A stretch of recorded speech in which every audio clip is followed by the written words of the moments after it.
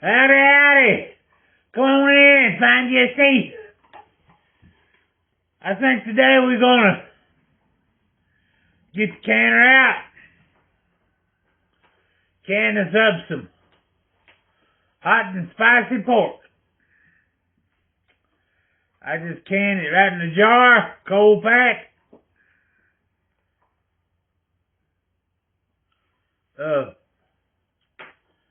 We'll put a little seasonings in there. Man, that's some good stuff you can get out of that jar 10 years from now. Dump it out, chop it up, put you some barbecue sauce on it, or just eat it straight out of the jar. Make you a sandwich with it, toast that bun. Good God. Some good eating. Guys, I don't know if y'all ever canned your meat before, but it's some good eating. And, you know, a lot of people say, you just turned into a regular pepper, Jeff. All that canning, freeze drying. Well, you can call me what you want to, but, you know, it's just so simple. I mean, just like, I even can beans. The Lord God, why would you can beans? Easy as they already cooked. Well, let me tell you something. I can can, in that big canner, 14 quarts of beans. Just about as fast as you can fix a pot of beans to eat. So otherwise, I just fixed 14 meals while you fix one. And all me and Bama girls got to do is go in there. If we're in the mood for some beans and cornbread, is what? It takes me 10 minutes to make a little fried cornbread there on top of the stove. And she can have a quart of them beans out and heat it up. We got supper. Didn't nobody have to work at nothing hardly. I love beans, but I don't love cooking them for 2 or 3 hours, you know, or all day.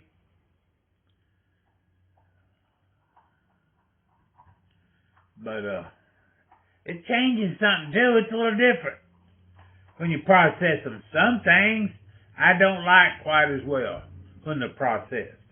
Some things I like better. Beans is one of them. All kinds of beans I like done in the canner. But today we're going to do spicy pork. Beans are for another day. Let's get out here and see what we can get into. You want to? Tell you what, if you ain't never had no spicy pork canned up, you need to make you some, because, ooh, it's good. Okay, guys, we're back in the kitchen again. Got some more of these, you can call them ham steaks, but they're really just hind leg. If it ain't cured, it ain't ham. It's off that big hog we had killed. Excuse me here, the dogs in the living room, they got on my water bottle.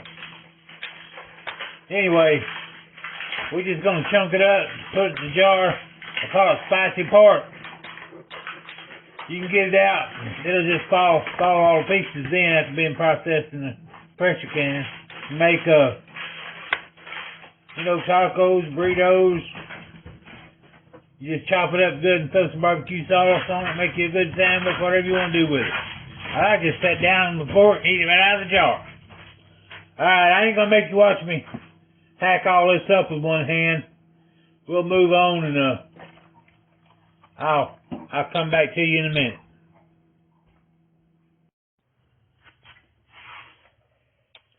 Guys, we ended up with about 9 pounds of this pork. I got about 7 pounds here in this bowl. And there ain't going to be a whole lot of measuring, guys, because all the spices I put on this pork is what I like. So the best thing for you to do is what you like. If you don't like it as hot, then, you know, come off a little bit. But I don't really like it that hot. I just like a lot of good spicy flavor. We're going to start out with some red pepper flakes.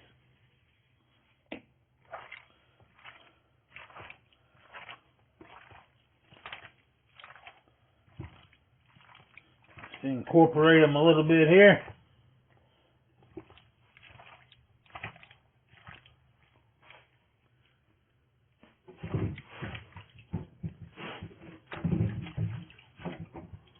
A few more.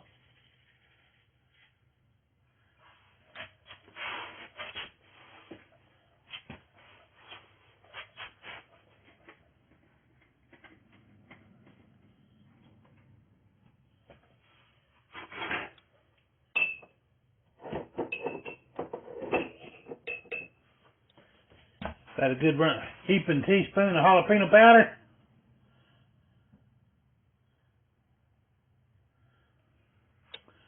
That's what I make myself.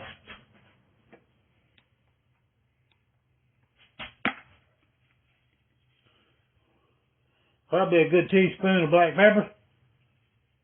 Yeah, remember now, we're talking about 7 pounds of meat we're seasoning. So don't get carried away thinking, oh God, he's putting a lot on there. It ain't that much. When you think about 7 pounds. That's a little smoked paprika.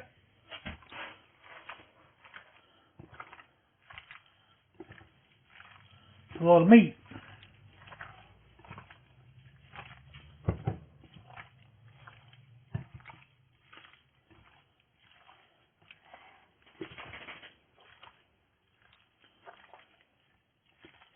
So if I put a rounded teaspoon of jalapeno powder in here, but just take, a normal dish that you would fix and use a pound of meat in, you'd have to divide that spoon up 7 times in those 7 dishes. So it's not really that much if you think about, how much meat we're doing, how much is actually going in each jar.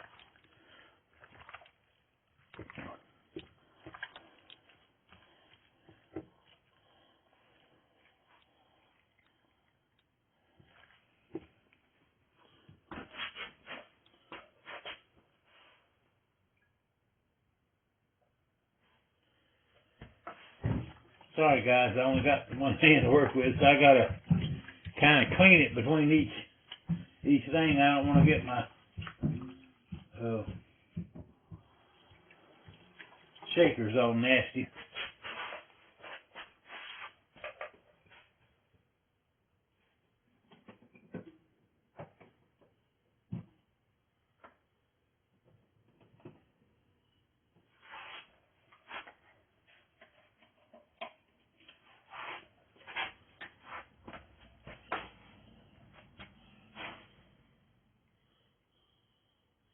Same thing, a pretty good shaking of garlic powder there.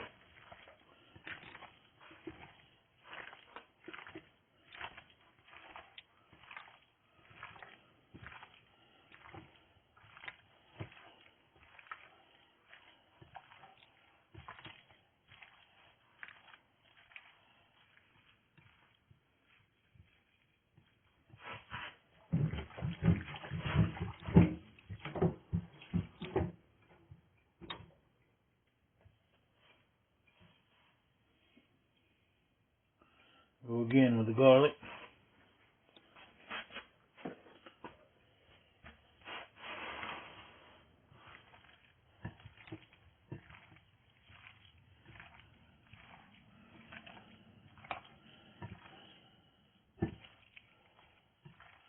I'm not putting any salt in this, guys, because I'm gonna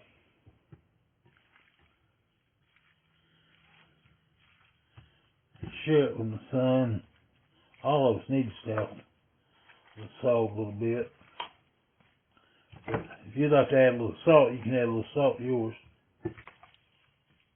But when you got this much flavor in there, there ain't much room for sodium. That's the best thing the salt could do, would be hide the flavor for you.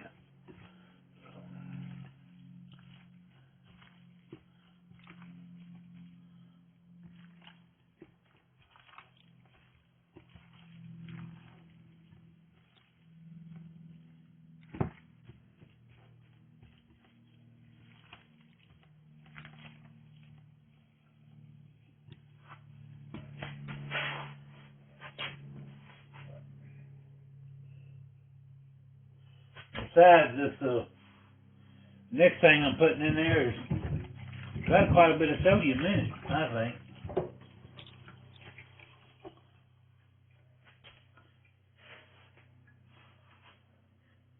It's this Tabasco brand sriracha. It's not Tabasco sauce now, it's just their brand of sriracha. I'm not big on Tabasco sauce. It's a little too vinegary for me. Ain't got much flavor, I don't think. I prefer a lot of other hot sauces over it.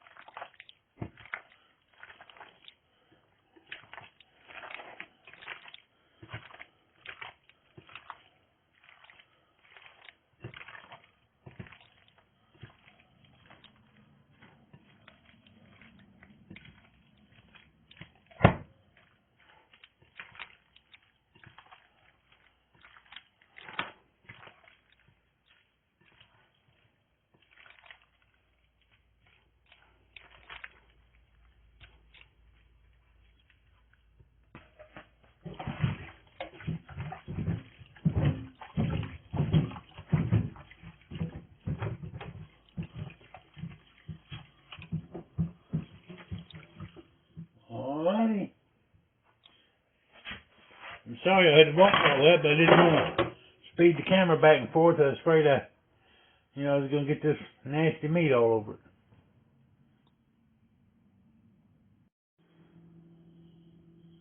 Alright, guys.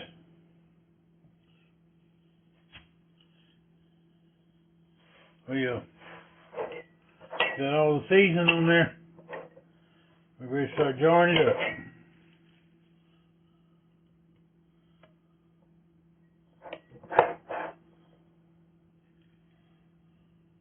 My son's still got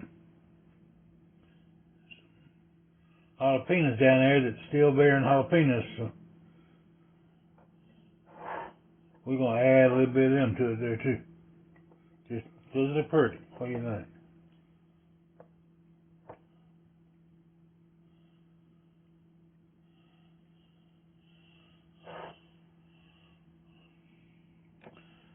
Again, this is a cold pack, so we're going to be going into just a warm canner.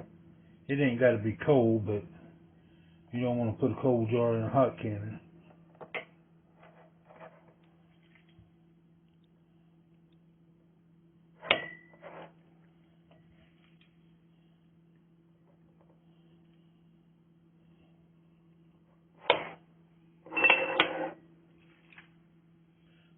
Some of you might want to choose to use your funnel. It helps a little bit on keeping your top clean, but we got to clean the top up good anyway, so I don't bother on some things.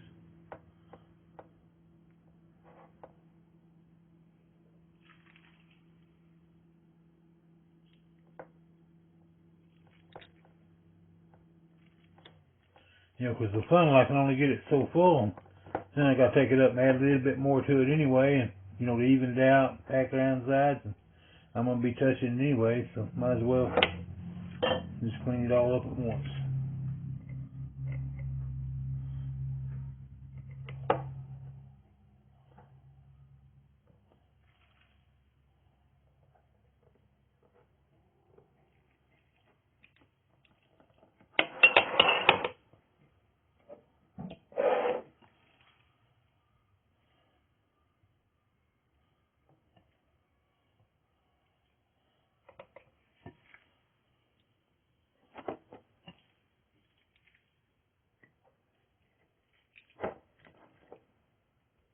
I'll get a couple more of them peppers out.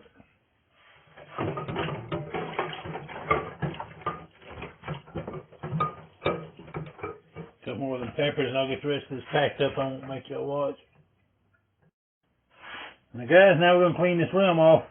Just the rim's all we're worried about. Just the part that lid contacts, the flat. with a little vinegar. It'll cut that fat right off here. And won't hurt a thing in the world to get in the jar.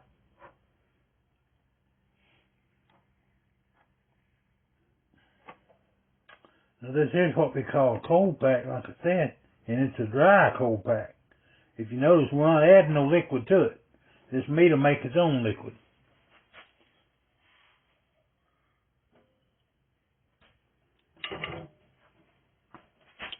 I'm going to get out some lids now and wash them up and get them on there. I poured that vinegar we had left over there in our canner. That'll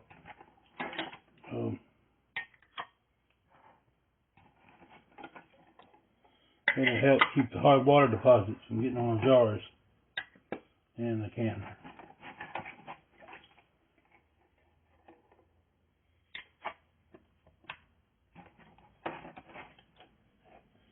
Two of these are smallmouth. You'll notice or not. I didn't have enough largemouth in here.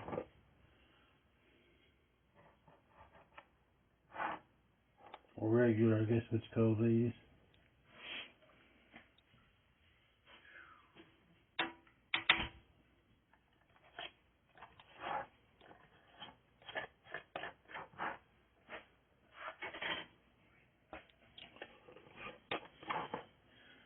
You'll just do these finger tight, guys. What I'll do is, I'm just putting them on there now. I move them over here and trap them between my leg and the counter and give them just a light turn. You don't have to do it with one hand. Bama girl in here to hold the jar for me. Have to do as I can. But it don't have to be very tight at all. You just barely want to, like I said, finger tight.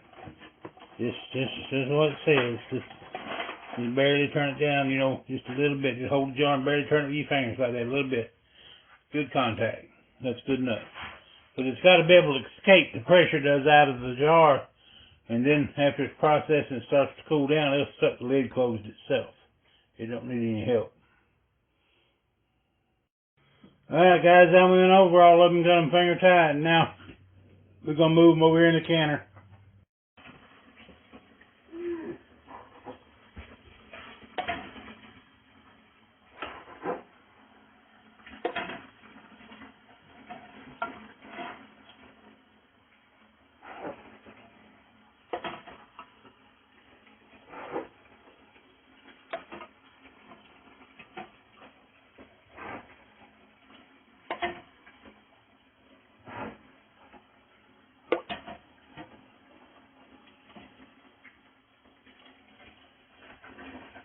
Yeah, it's about full. Okay guys, we ended up with 9 jars in here. Time to put the top on. I got 2.5 quarts of water in it. We'll light our arrows up right there.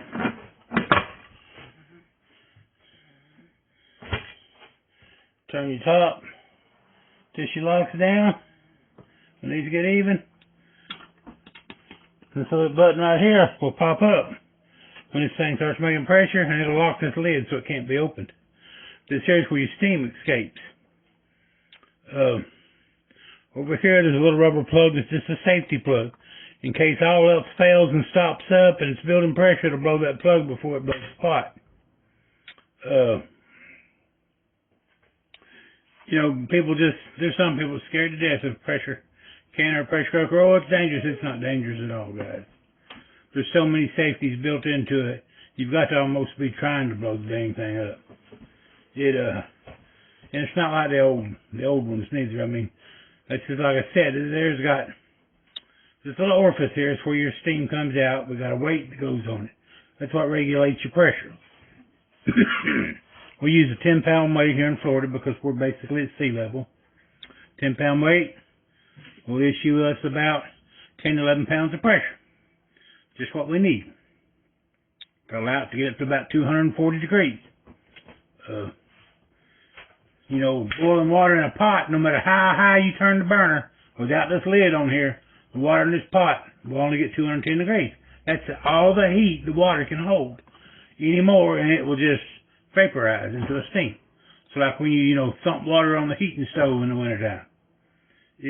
That's what would happen to this whole pot if it was possible to get it that hot out without pressure. So that's just the thing. If this top here blew off, instantly the water in it would just vaporize into a steam. When it come out from under pressure. The top, you see pictures of them in the ceiling, different things. Well, really? I mean, and one I heard, if I took a lady's face plumb off, really? Why did she have her face over a pressure cooker? Is what I'd like to know. But anyway, all the most stories is like everything else. If you lay in the middle of the road, you're going to get run over. If you look both ways and cross the road carefully, you ain't going to have no issues. Well, you can't go out and hoe the garden while this is inside processing. It does need somebody to babysit it. If just all things failed and this stopped up, you would hear it. Your little jiggler would quit dancing around. Y'all gonna see what I'm talking about. Those of y'all that's not familiar with canning. It would stop jiggling around. You just come to the kitchen and say, this must be stopped up. My pressure is rising. Let me turn that heat off. No problem. And then again, it may quit jiggling because your fire went out. Your heat went off. Throw the breaker on your electric stove. All kinds of reasons. But no danger if you just use a little bit of common sense. You can do anything you want with this pressure pot. Alright, guys, I'm going to build a fire under it.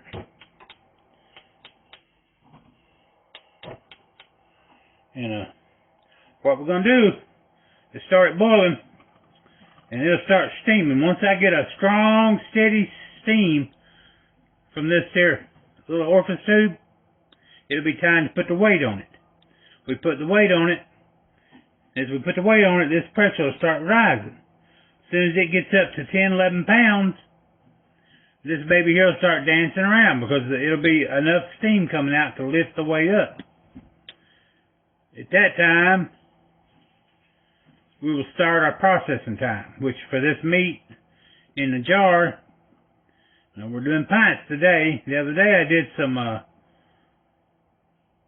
pork roast, and it was in quart jars. You do 90 minutes. These pints, you do 70 minutes. So that's what we'll be doing today is 70, 75 minutes processing time. The reason they take less time, the jar's not as big around, so it doesn't take as long for the heat to get to the center of it. The way those numbers just came up with is simple. They got a little device called a data logger. They can put it right in the middle of that jar, process, take it out, take that little device out, plug it in the computer, and they'll tell you exactly how hot the center of that jar got, the product within it, how hot it got, and tell you how long it stayed there. And that's what those guidelines are developed for. And I follow those guidelines.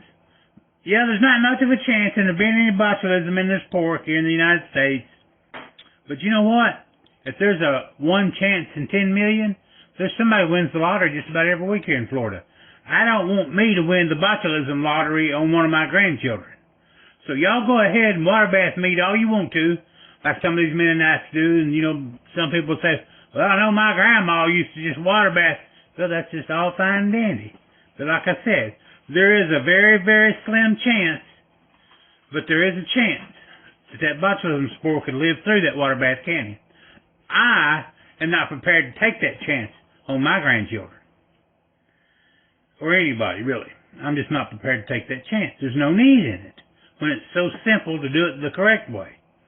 Now, do I follow all of the Department of Agriculture guidelines? I sure don't, because some of them were not safety guidelines.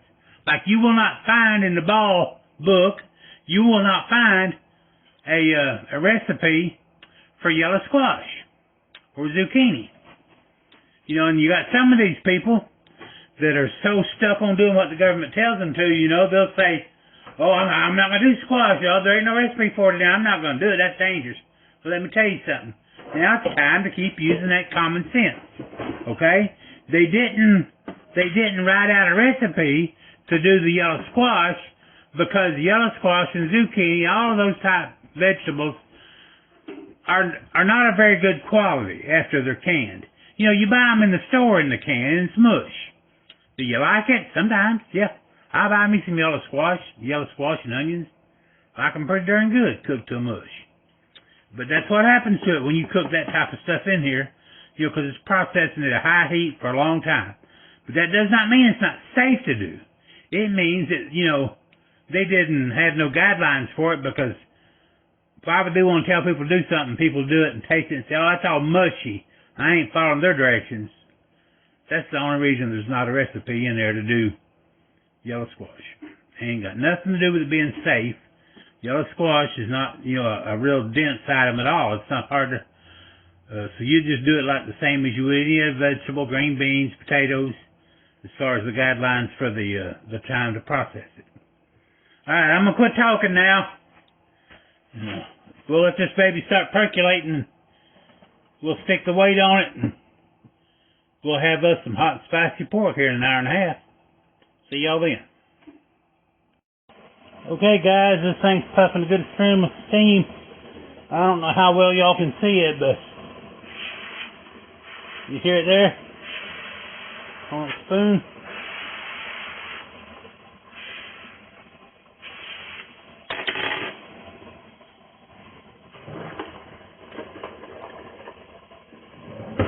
It means it's ready for a 10-pound weight.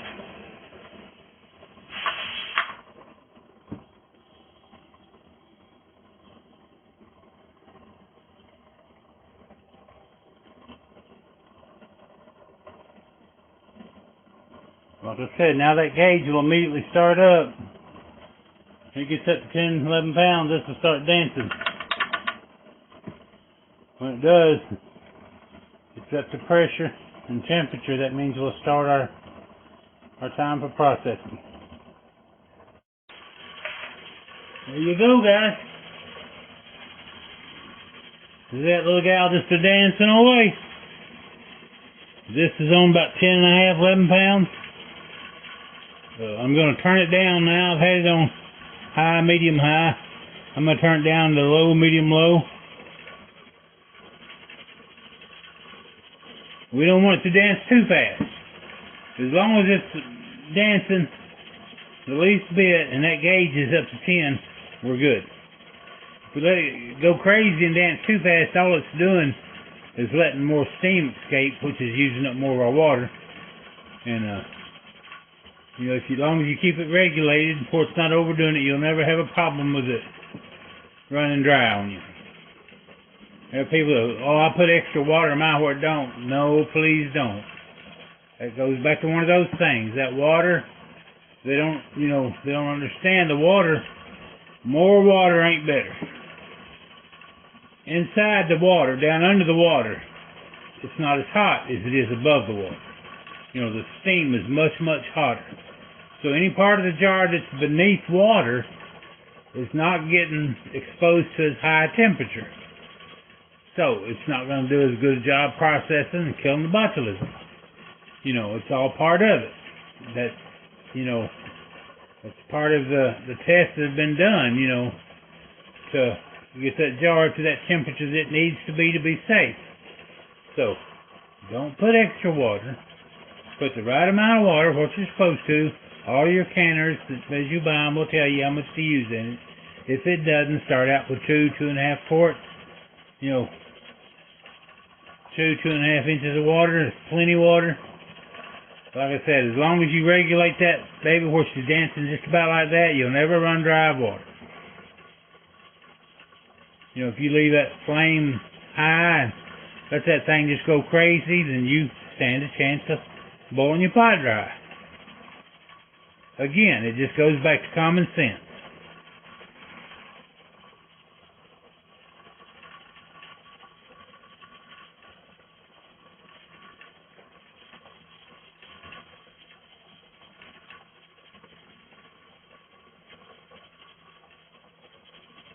Alrighty.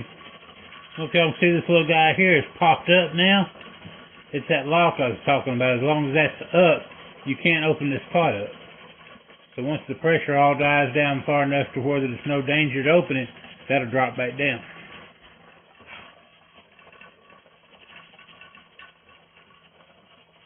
Alrighty, I'm going to go in here and be lazy a while. We'll come back in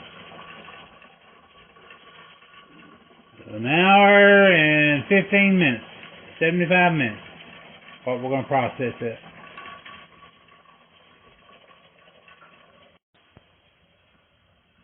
Hey guys, I thought we'd flap our jaws a little bit while that was processing over there. I just wanted to tell you guys that sometimes I might get carried away expressing, following the guidelines as far as your temperature, your pressure, the amount of time you need to process for, things you can and can't process. Like I said, all of the government data, when you buy a Ball canning book, that's from the government.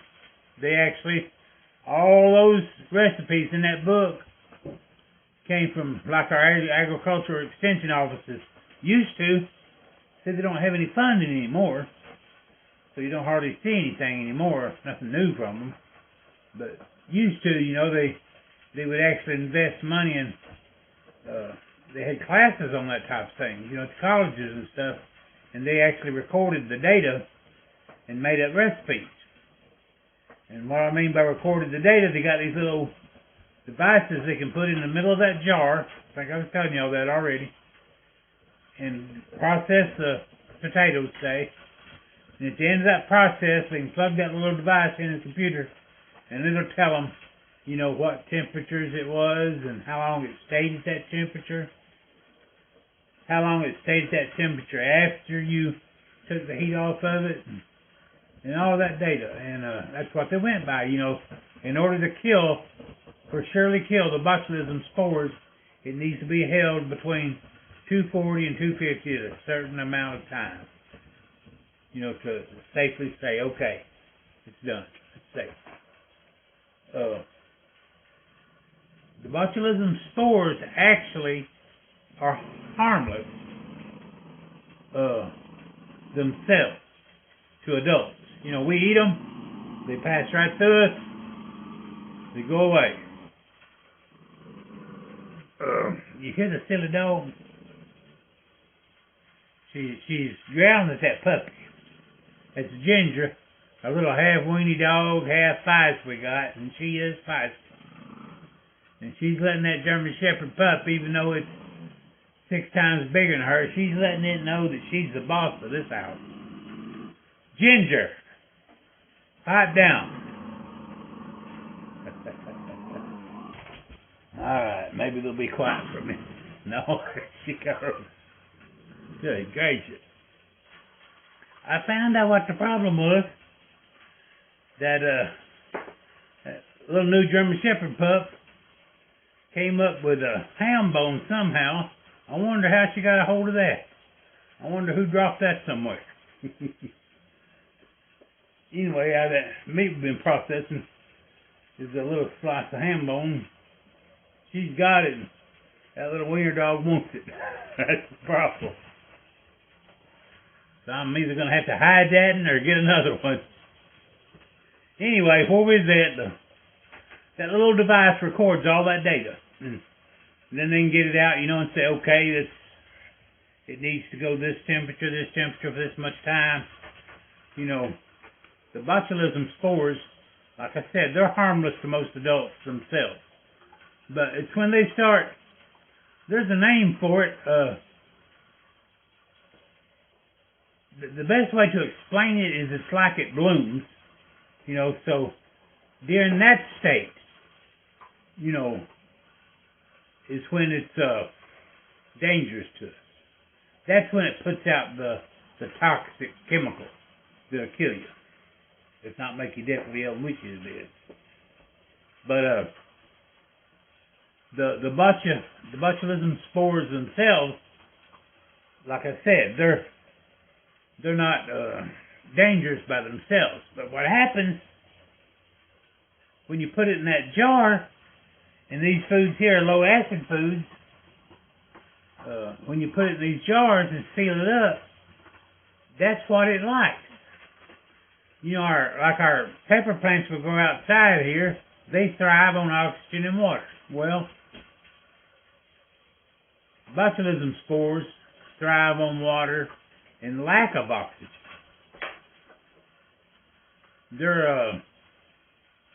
Their ability to grow in oxygen is very, very minute. They can't grow with oxygen.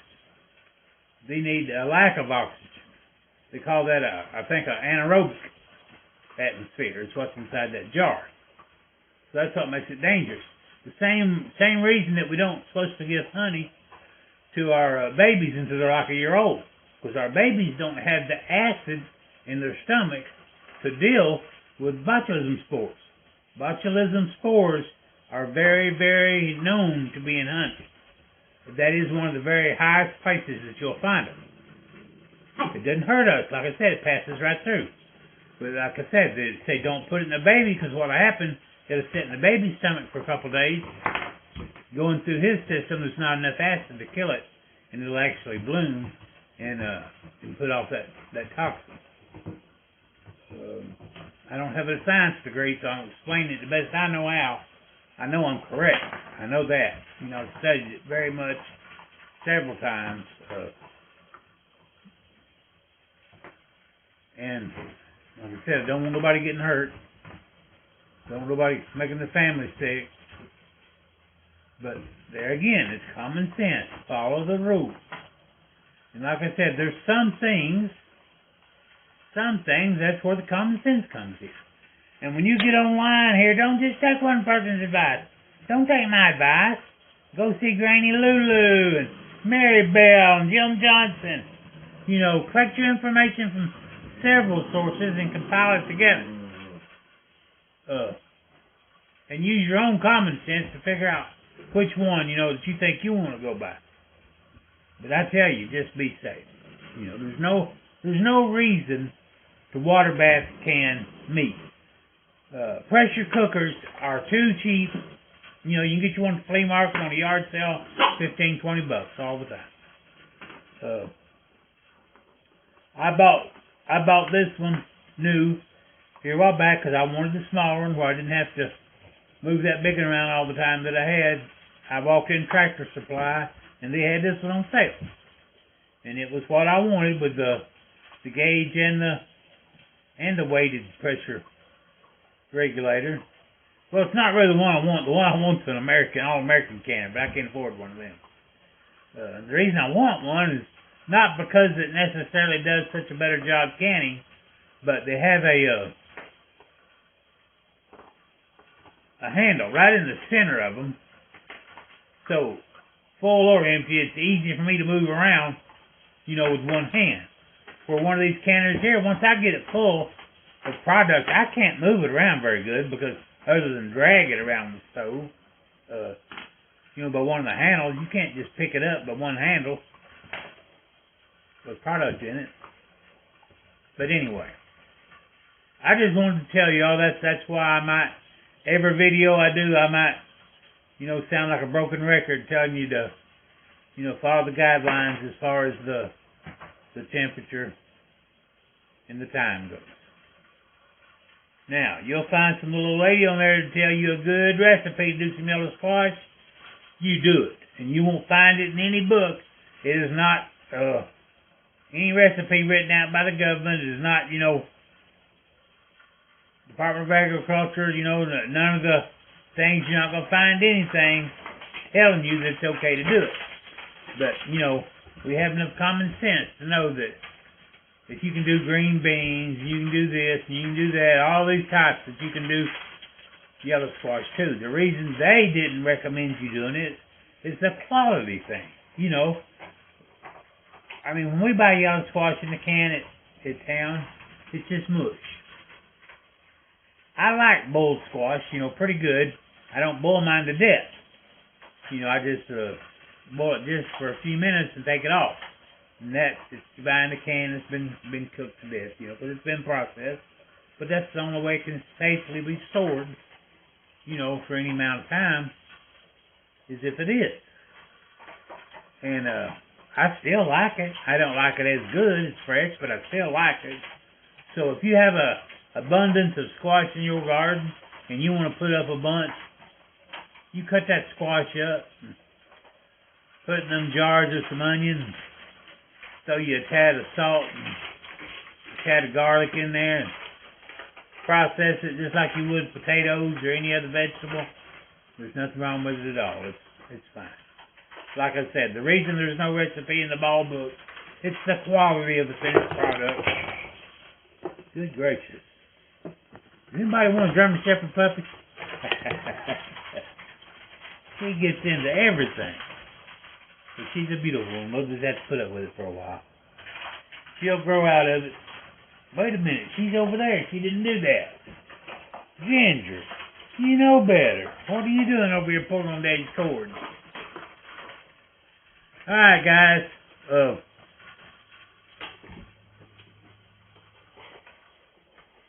Janet got her Christmas tree put up the other night.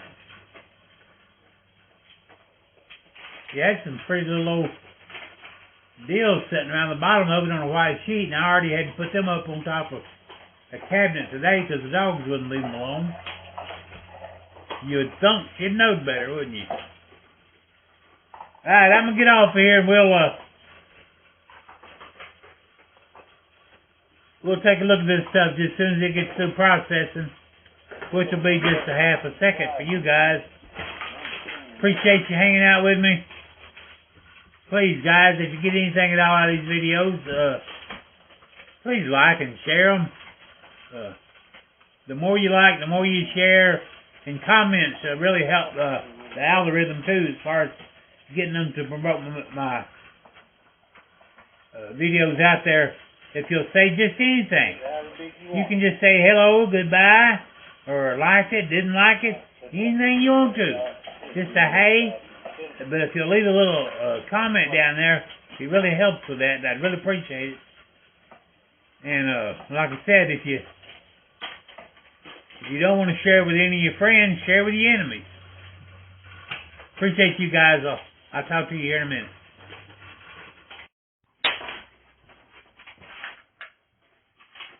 Alright, guys. Here we go. I set the heat off when it came up to processing time. She's been sitting for an hour and 15 minutes now. Everything's cooled off enough to open it up.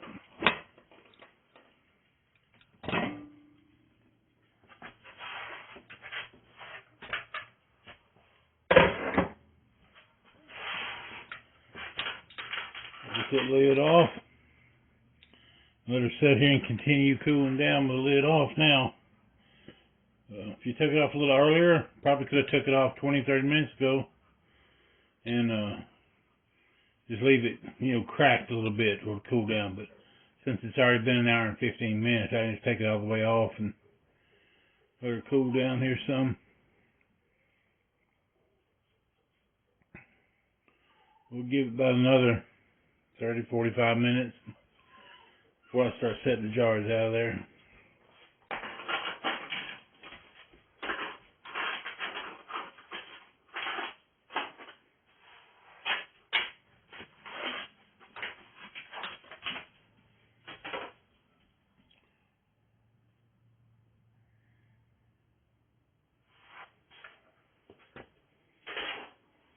Well, we can look at one. It's been long enough.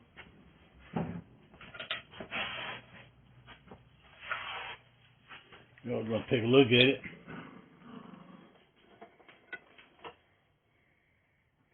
Ain't that pretty?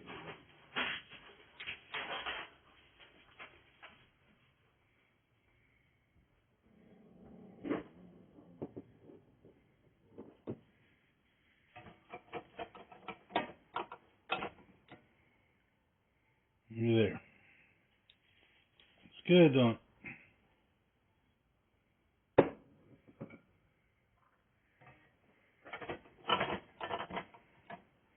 That one there is the one looking quite full.